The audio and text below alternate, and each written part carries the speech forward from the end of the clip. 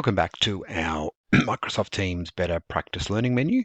In this section, we're going to have a look at Microsoft Reflect, which is a new tool or newish tool built into Microsoft Teams. Taking a pedagogy first approach, Reflect allows us to gather feedback from our students and also student voice as well. It can be sort of integrated in a number of ways. So you might have seen if you watch the assignments section of our menu that there is an option to ask students to check in after they do their assignment. You can even have check-ins if you use OneNote class notebook. There's lots of ways to do it, but obviously there's also just the Reflect page in your team, and you'll see that in your demo team that you've created. There's an option to have check-ins. There's an emotion board that you can print and gather. Once you've got some data, you can look at trends of how students are going. And there's also these really great brain breaks in here as well, which you can have a look at. And a little thing with the brain breaks is that you can select the age of your students and it'll give you the most appropriate ones.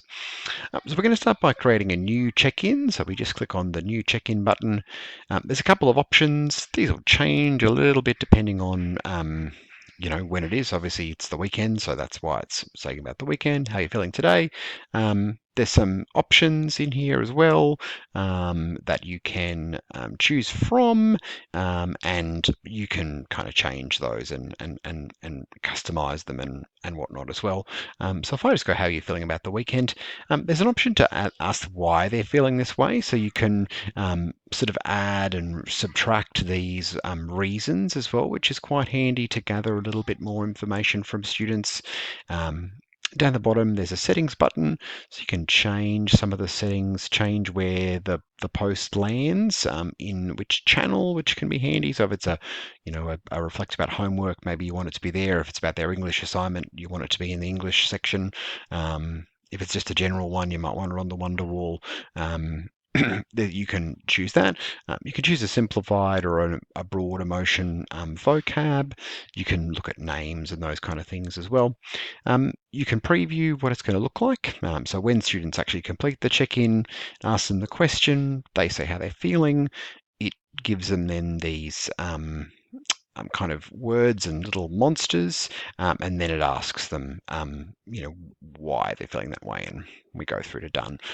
So if I just create that check-in, I'll just quickly show you what it looks like when the students have actually completed a check-in. So we've got our demos student here, and I've asked them how they're feeling about the homework in the class. I'll hover over them. I can see who they are. I can see they're feeling happy. If I want to show this to the whole class, I can also hide those names as well, and all of the students will appear here like this. So again, there's lots and lots of ways that you can use Reflect. So for sort of general check-ins, if we have a look at the homework tab, here's my my couple of check-ins there. So students can do it from the general tab, from their Reflect tab in Teams. Like I said, you can also incorporate them into assignments, and it's a great way also to gather some student voice around how you can gather that to utilize in the classroom.